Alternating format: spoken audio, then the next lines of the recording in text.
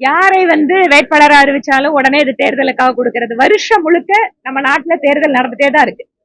ஏதாவது ஒரு வருஷம் தேர்தல் இல்லாத வருஷம்னு சொல்ல முடியுமா? அப்படி இருக்கும்போது எது பிஜேபி பண்ணாலும் அது தேர்தலுக்காக அப்படின்னு சொல்றது வழக்கமான வாடிக்கையான ஒரு விஷயம்தான்.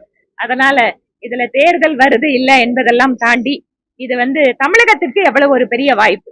ஏனென்றால் மறைந்த ஐயா காமராஜர் அவர்களுக்கு பின்பாக வெகு நீண்ட காலம் தேசிய அரசியலில் ஒரு தேசிய முக்கிய பொறுப்புகளுக்கு செல்லக்கூடிய தமிழர்கள் என்பது எண்ணிக்கை மிக மிக குறைவானது. காங்கிரஸ் கட்சியிலே கூட ஒரு சில நபர்களை தவிர நம்ம வேற யாரையுமே மிகப்பெரிய ஒரு தேசிய ஆளுமை அப்படிங்கறத பார்க்கவே முடியாது.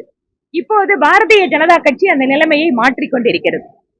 மத்தியில ஆட்சியில் இருக்கக்கூடிய காரணத்தாலும் எல்லா பகுதிக்கும் உரிய முக்கியத்துவம் கொடுக்க வேண்டும் என்று பிரதமர் மோடி அவர்கள் நினைப்பதாலும் தமிழகத்திற்கு இம்மாதிரியான அரிய வாய்ப்புகள் எல்லாம் கிடைக்க துவங்கி இருக்கிறது.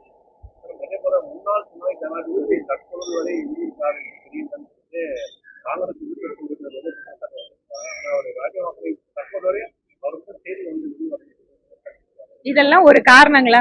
துணை ஜனாதிபதி அவர்கள் முன்னாள் இருப்பவர் அவர் ஓய்வு பெற்றதுக்கான காரணம் என்ன? உடல்நல அப்படிங்கறது காரணத்தை காட்டிதான். அதுக்கப்புறம் என்ன அவர்கிட்ட போய் டெய்லி இவங்க என்ன இன்டர்வியூவா கேட்பாங்க? இது அர்த்தமில்லாத ஒரு விஷயம். அது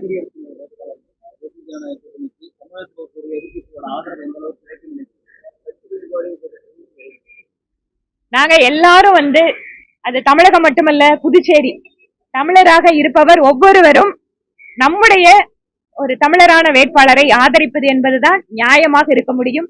திராவிட முன்னேற்ற கழகத்தினுடைய தலைவர், நம்முடைய மாநிலத்தினுடைய முதலமைச்சர் கூட தமிழர்கள் என்று பேசுகின்ற இந்த நேரத்தில் ஒரு தமிழருக்கு அவர் ஆதரவு அளிக்க வேண்டும். இதற்கு முன்பாக கூட பல்வேறு உதாரணங்கள் இருக்கு. மகாராஷ்டிரா ஒருத்தர் போகும்போது மகாராஷ்டிராவில் இருக்கிறவங்க கட்சியை தாண்டி ஒரு மராட்டிய பெண்மணிக்கு ஆதரவு கொடுத்தாங்க. ஒடிசாவில் அதே மாதிரி. எங்களோட கூட்டணியில இல்லாதப்ப கூட பிஜு ஜனதா தளம் அந்த கட்சி இன்று இருக்கக்கூடிய திருமதி திரௌபதி முர்மு அவர்களுக்கு ஆதரவு கொடுத்தாங்க.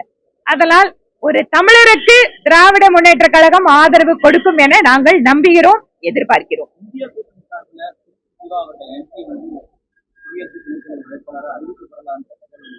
பார்க்கலாம், அறிவிக்கப்பட்டதுக்கு அப்புறம் பார்ப்போம். நன்றிங்க. ஆனா எப்படி இருந்தாலும் ஜெயிக்க போறது நாங்க தான்.